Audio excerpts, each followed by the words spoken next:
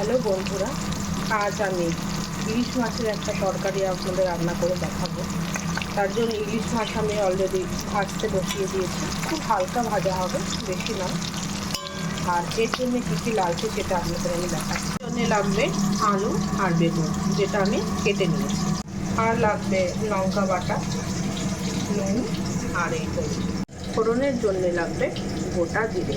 মাছটা ভাজা প্রায় হয়েই এসেছে, এবার আমি মাছটাকে তুলে নেব। পুরো তেল গরম হয়ে গেছে, এবারে আমি আলুটা আর বেগুনটা আলাদা আলাদা করে একটু ভেজে নেব।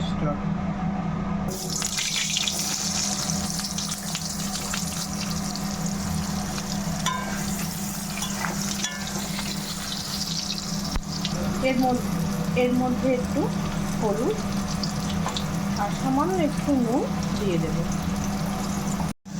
বন্ধুরা, আলুটা ভাজা হয়ে গেছে, এবারে আমি আলু ভাজাটা তুলে নেব।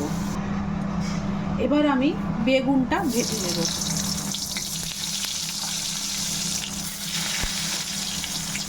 বেগুনটা একটু বেশি দিয়েছি, কারণ এতে তরকারিটা খুব সুস্বাদু হবে। একটু নুন দিয়ে দেব আর সামান্য একটু হলুদ দিয়ে দেবো। নুন আর হলুদটা দিতে হয় কারণ তাতে করে ভাজাটাও ভালো হয়, আর যখন সেদ্ধ করতে হবে তরকারিটা তখন সুন্দর সেদ্ধ হয়ে যাবে। বন্ধুরা দেখুন, বেগুনটা সুন্দর করে ভাজা হয়ে গেছে লাল লাল। এবার আমি বেগুনটা তুলে নেব। এবারে আমি তেল দিয়ে দেব। তেলটা গরম হলে ওর মধ্যে আমি একটু জিরে ফোড়ন দেব। এবার আমি জিরে ফোড়ন দিয়ে দিলাম।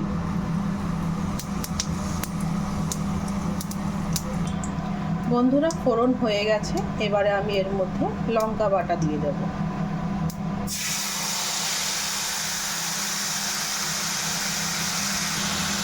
আমি একটু হলুদ দিয়ে দিলাম আর দেবো একটু নুন। বন্ধুরা দেখুন, সুন্দর করে মশলাটা ভাজা হয়ে গেছে। এতে তো বিশেষ কোনো মশলা লাগে না, কারণ ইলিশ মাছের একটা ভীষণ টেস্ট আছে, স্বাদ আছে, সেটা অন্য কোনো মশলা দিলে নষ্ট হয়ে যায়। তাই খুব হালকা মশলা এটা দিয়ে রান্না করতে হয়। এবারে আমি ভাজা বেগুন আর আলুটা দিয়ে দেব।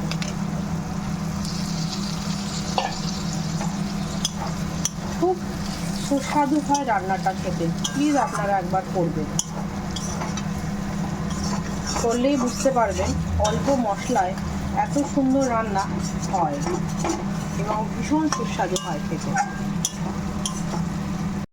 একদম মশলা কষে রেডি হয়ে গেছে সবজি। এবারে আমি এর মধ্যে জল দিয়ে দেব।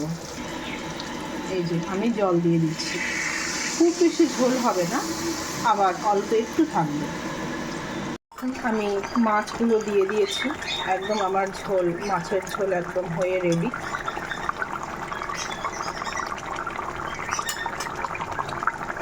দেখুন বন্ধুরা, একদম ইলিশ মাছের ঝোল পুরোপুরি রেডি, একদম খেতে দেওয়ার মতো হয়ে গেছে।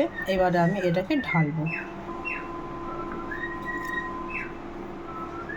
দেখুন, একবার প্লিজ এভাবে রান্না করে দেখবেন কেমন লাগে। আশা করি ভীষণ ভালো লাগবে। প্লিজ বন্ধুরা, সবাই আমার পাশে থাকুন আর এগিয়ে যেতে সাহায্য করুন।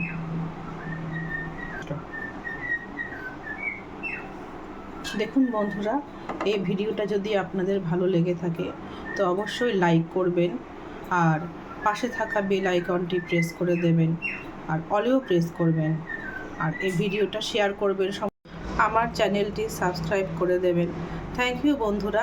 এরপরে আবার দেখা হবে নতুন কোনো রেসিপি নিয়ে।